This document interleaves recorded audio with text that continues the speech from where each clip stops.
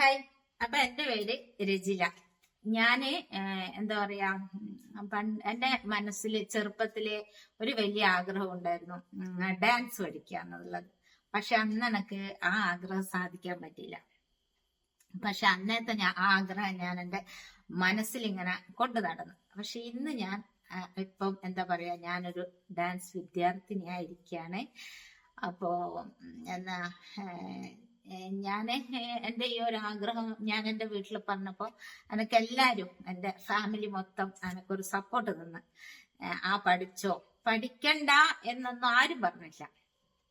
അപ്പൊ എന്നെ ഭർത്താവായാലും മക്കളായാലും എന്റെ കൂടെ തന്നെ നിന്ന്, അത് എനിക്കൊരു വലിയ സപ്പോർട്ടാണ്. അപ്പൊ പിന്നെ ഞാന് ഒരു ദിവസം അങ്ങനെ ഡാൻസ് ക്ലാസ്സിന് എന്റെ മോനെന്നെ കൊണ്ടാക്കുന്ന സമയത്ത് എന്നോട് ചോദിച്ച, അമ്മ എന്താ ഇപ്പം ഡാൻസ് പഠിക്കുന്നതെന്ന് ചോദിച്ചു. അപ്പൊ ഞാൻ പറഞ്ഞേ, എന്റെ ചെറുപ്പത്തിൽ എനിക്ക് പഠിക്കണോന്നുള്ള ഒരു ആഗ്രഹം ഉണ്ടായിരുന്നു, പക്ഷെ പറ്റിയില്ല. ഇപ്പാണ് അതിന് പറ്റിയതെന്ന് പറഞ്ഞു. അപ്പൊ ഞാനങ്ങനെ എൻ്റെ ഒരു ഫ്രണ്ടിന്റെ മോള് ഡാൻസ് പഠിപ്പിക്കുന്നുണ്ട് എന്ന് അറിഞ്ഞു. അത് എനിക്കറിയായിരുന്നു, പക്ഷെ പോവാനുള്ള ഒരു മടി കാരണം ഞാൻ പോയില്ല. അപ്പൊ അങ്ങനെ കുറെ പിന്നെ ഞാൻ പഠിക്കണം എന്ന് പറഞ്ഞ ഇങ്ങനെ ആഗ്രഹം ഇങ്ങനെ നീണ്ടു പോയി. അപ്പൊ അങ്ങനെ പെട്ടെന്നൊരു സുപ്രഭാതത്തിൽ ഞാൻ എൻ്റെ ഫ്രണ്ടിനെ വിളിച്ച് ചോദിച്ചു. അപ്പൊ അവള് പറഞ്ഞു, ഞാനും വരാം, നമുക്ക് ഒന്നിച്ച് പോവാന്ന്.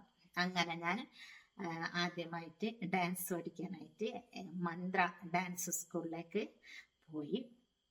അപ്പൊ നമ്മളെ പ്രായത്തിൻ്റെതായ ഒരുപാട് പരിമിതികൾ ഉണ്ടാവുമല്ലോ. അപ്പൊ അവള് എന്താ പറയാ, നമ്മൾക്ക് നല്ല വിധത്തില് എത്ര ഇതായി കഴിഞ്ഞാലും ടീച്ചറാണ് കേട്ടോ. പക്ഷേങ്കില് എന്റെ ഫ്രണ്ടിന്റെ മോളായതുകൊണ്ട് ഞാൻ അങ്ങനെ പറഞ്ഞതാണ് കേട്ടോ. ആ ടീച്ചറ് നമുക്ക് നമ്മളേതായ രീതിയിൽ എത്ര വട്ടം തെറ്റിയാലും പിന്നെ ഒരു വെറുപ്പോ ദേഷ്യമോ ഒന്നും ഇല്ലാതെ പിന്നെയും പറഞ്ഞു തന്ന്. അങ്ങനെ ഞാന് അവിടുന്ന് ഡാൻസ്, നാട്ടടവും അങ്ങനെ അതൊക്കെ പഠിച്ച്. അപ്പൊ ഞാൻ ഇന്നൊരു എന്റെ എന്താ പറയാ, ഏറ്റവും വലിയൊരു ആഗ്രഹം പൂർത്തീകരിച്ചു എന്ന് പറയാൻ പറ്റില്ല, ആഗ്രഹത്തിൽ ഇങ്ങനെ കടന്നുകൊണ്ടിരിക്കുകയാണ്. അപ്പൊ ടീച്ചറെ പറ്റി പറയുകയാണെങ്കിൽ എന്താ പറയാ, നമുക്ക് നമ്മുടെ എന്താ പറയാ, കഴിവിന്റെ എത്ര ഉണ്ടാവും അറിയാലോ. നമ്മളൊരു ഏജ് ആയിക്കഴിഞ്ഞാൽ നമുക്ക് സ്റ്റെപ്പുകളും അങ്ങനെ ഓർമ്മ അങ്ങനെയൊക്കെ ഉണ്ടാവില്ല. എന്നാൽ അതൊക്കെ വെച്ചിട്ട് നമ്മളെ പിന്നെയും പറഞ്ഞു തന്ന് അങ്ങനെ ഒരു നൃത്തത്തിന്റെ എല്ലാ കാര്യങ്ങളും ഒക്കെ പറഞ്ഞു തന്ന്.